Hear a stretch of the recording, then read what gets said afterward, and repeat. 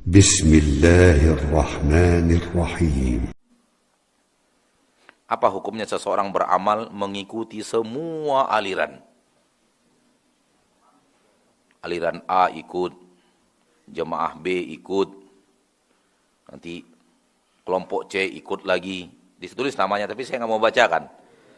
Banyak orang yang nanti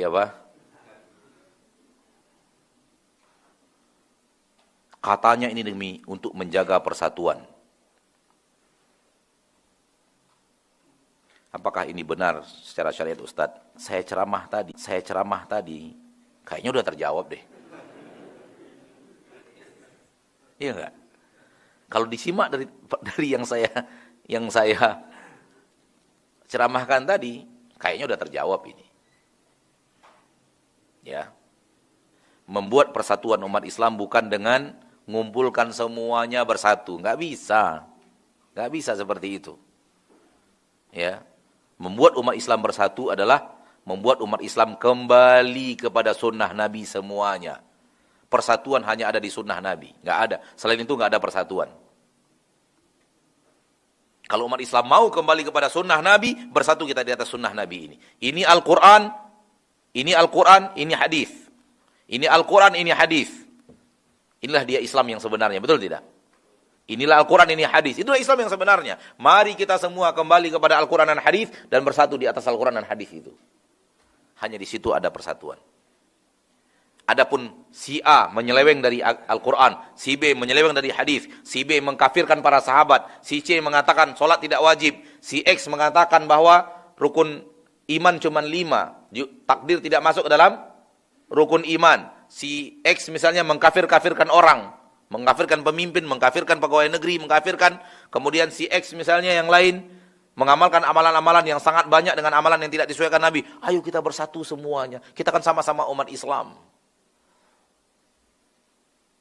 Maaf tanpa mengurangi rasa hormat. Itu bukan persatuan yang benar. Itu bukan persatuan yang benar. Persatuan di atas keanekaragaman kesalahan bersyariat, persatuan apa itu? Persatuan apa itu coba? Kita tahu si A mengkafirkan Aisyah, si B mengkafirkan pemimpin dan seluruh pegawai negeri dan seluruh tentara dan polisi. Si C mengkafirkan seluruh umat Islam kecuali hanya kelompok mereka saja. Ada kelompok mereka aja yang diakui keislamannya, yang lain aliran sesat, sehingga kalau masuk masjid mereka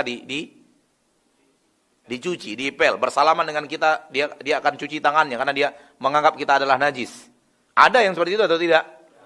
Kemudian si X yang lainnya beriman kepada nabi palsu. Kemudian yang lainnya melakukan kesalahan ini, kesalahan itu. Lalu kemudian dirangkum semuanya. Ayo kita berkumpul buat kesepakatan kebersamaan. Kebersamaan apa? Kebersamaan mengakui kesalahan syariat?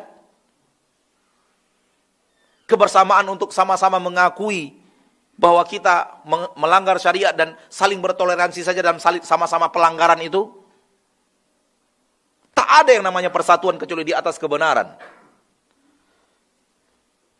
Tak ada yang namanya persatuan kecuali bersatu di atas yang benar. Yang benar itu hanya Al-Quran dan hadis. Bukan kelompok, bukan nama. Maka apapun upaya umat Islam membangun kesatuan dengan cara yang tadi, semua aliran dikumpulkan, semua aliran satu meja, semua aliran saling hormat menghormati, semua aliran sama-sama saling menghargai, buat sebuah perkumpulan, pasti gagal.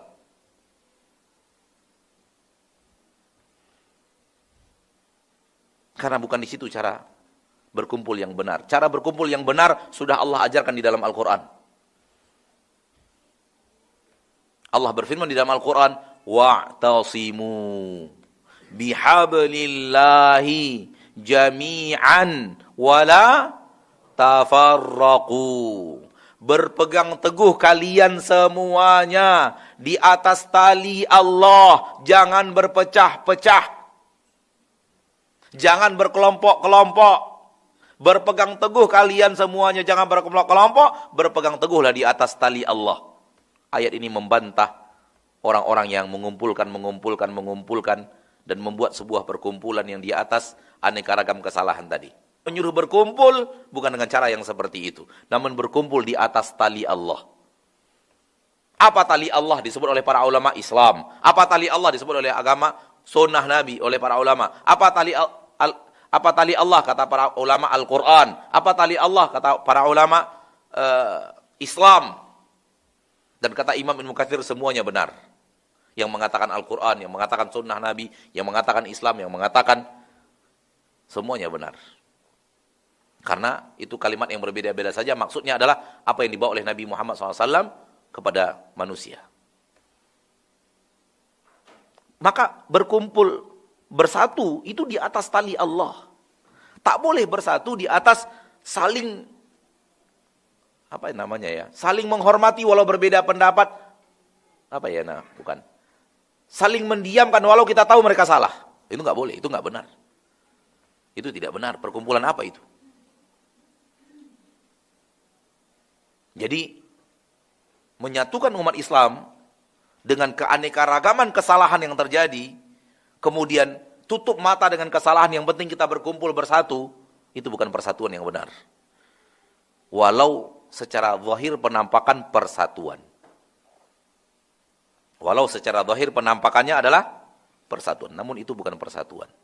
Dan bukan persatuan seperti itu yang diinginkan Allah dan diperintahkan Allah di dalam Al-Quran. Nabi SAW ketika mempersatukan umat, mempersatukan di atas Al-Quran dan di atas sunnah. Salah langsung ditegur. Bahkan kalau yang bersalah itu murid Nabi ditegur keras. Sampai didiamkan 50 hari coba. Terjadi kesalahan seorang sahabat, didiamkan 50 hari. Tidak boleh. Penduduk Madinah dilarang berbicara kepada dirinya selama 50 hari. Padahal beliau orang Madinah. Pergi ke pasar, tidak ada satu orang pun yang ngajak bicara. Karena Nabi sudah perintahkan, jangan ajak bicara fulan. Dihukum keras oleh Nabi SAW karena melakukan satu kesalahan, tidak ikut perang. Padahal sudah diperintahkan untuk ikut. Alasan uzur tidak ada. Tidak sakit, tidak ini, tidak itu. Dihukum keras oleh Nabi. 50 hari lamanya, kemanapun dia pergi, nggak ada orang Islam yang mau ngobrol dengan dia. Pergi ke orang Madinah, Pak. Antum asli orang Kabupaten Kampar, pergi ke pasar, tidak ada satu orang pun yang ngomong sama antum. Antum bertanya, orang nggak jawab. Antum baca salam, nggak ada yang jawab salam antum. Pedih enggak? Pedih luar biasa. Kata Ka'ab bin Malik, berubah bumi. Bumi ini berubah. Bumi yang bukan saya kenal lagi.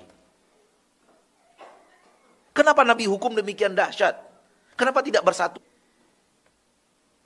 Sallallahu alaihi wasallam. Jadi Nabi benar-benar memersatukan manusia di atas Al-Quran dan hadis. Di atas Al-Quran dan sunnah. Dan tidak menerima selain itu. 3 orang yang datang bertanya kepada istri Nabi tentang amalan Nabi. Lalu kemudian yang satunya ingin sholat sepanjang malam tanpa tidur. Yang satunya ingin puasa setiap hari. Senin, Selasa, Rabu, Kamis, Jumat, Sabtu, Ahad puasa. Tak ada hari yang tidak berpuasa. Yang satunya tidak mau menikah supaya fokus beribadah. Kenapa Nabi tidak katakan, ya udah nggak apa-apa, selagi dia sholat ya biar aja lah. Yang salah itu nggak sholat gitu kan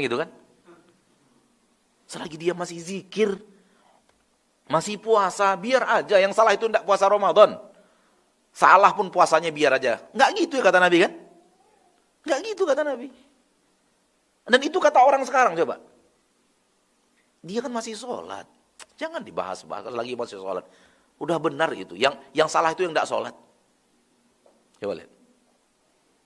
Padahal Nabi ketika mendengarkan itu dari wahyu, disampaikan kepada Nabi, Nabi marah. Dan mengatakan, kenapa kalian melakukan itu? Kenapa kalian bertekad seperti itu? Aku sholat malam dan aku juga tidur malam. Aku puasa di siang hari, kadang juga tidak berpuasa di siang hari. Kadang puasa, kadang tidak. Aku menikahi kaum wanita yang tidak suka sunnahku, bukan umatku. Coba lihat. Kalau seperti ini, Nabi datang kepada kita, umat Islam di Indonesia sekarang ini, dan kita tidak tahu itu Nabi, umat Islam akan mengatakan ini dai ekstrim.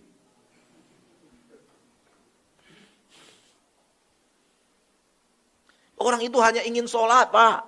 Orang itu hanya ingin puasa, Bu. Orang itu ingin beribadah maksimal dan tidak menikah. Supaya maksimal ibadahnya. Dimarahi habis-habisan oleh Nabi Muhammad SAW. Dan dikatakan yang bukan, tidak suka sunnahku bukan umatku. Ada apa ini? Supaya yang salah kembali kepada yang benar. Maka, seperti yang saya katakan tadi, bahwa persatuan tidak bisa dengan cara seperti itu. Dengan cara tutup mata terhadap kesalahan tanpa amar ma'ruf nahi mungkar. Yakini saja masing-masing, yang penting kita duduk bareng, ngumpul bareng, buat program bareng. Nggak bisa. Dan tidak akan bisa. Tidak akan bisa. Wallahu ta'ala alam.